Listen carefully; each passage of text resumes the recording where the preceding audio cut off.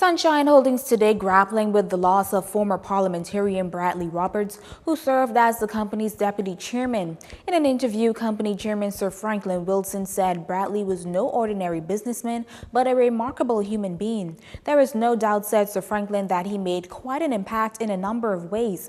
Sir Franklin served in cabinet with Roberts, who ran against him and beat him, but the two remained. This is the second such blow to Sunshine Holdings. In July 2015, Deputy Chairman Alfred Bismarck Coakley died.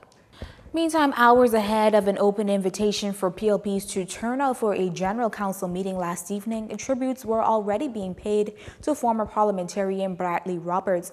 As a fearless political giant, a big proponent of the advancement of Bahamians, and an overall political force to be reckoned with.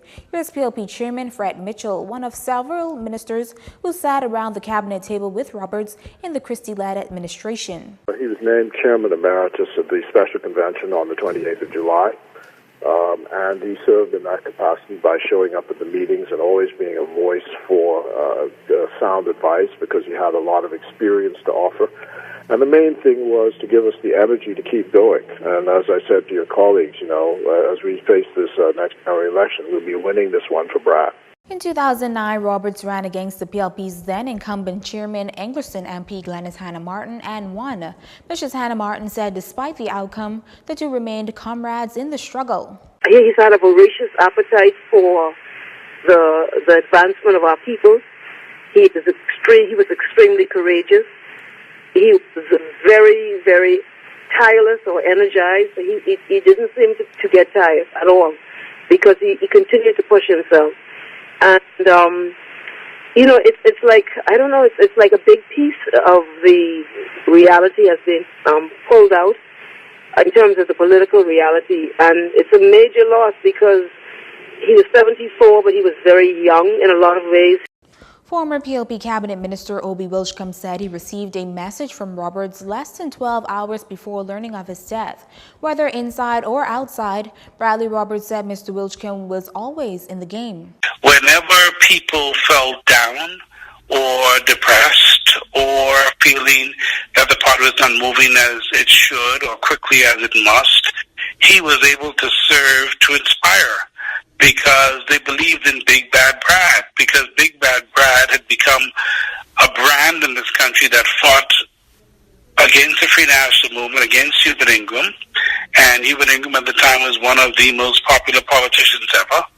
And Bradley Roberts stood up to him and his organization. Bradley Roberts was able to, in fact, singly dethrone their leadership between 1997 and 2002. Roberts would have been 75 on Christmas Day.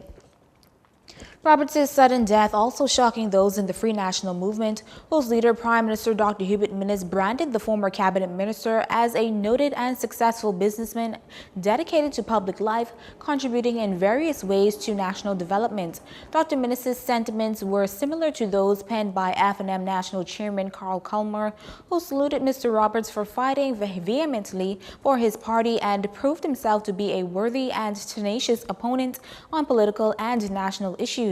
The leader and members of the opposition, and indeed the Bahamas, Mr. Culmer said, has lost a great man. Meantime, former Prime Minister Hubert Ingraham, a man Roberts fiercely attacked in one instance from his hospital bed while recovering from a minor operation, said the PLP giant will be remembered as a firebrand politician, single-minded and resolute in his support of his political party and for the causes in which he believed. His contribution to the development of our country, both within his party and in Parliament, Mr. Ingraham continued, is a matter of record. You're watching JCN News. Stay with us. This segment of the news is brought to you by Alive.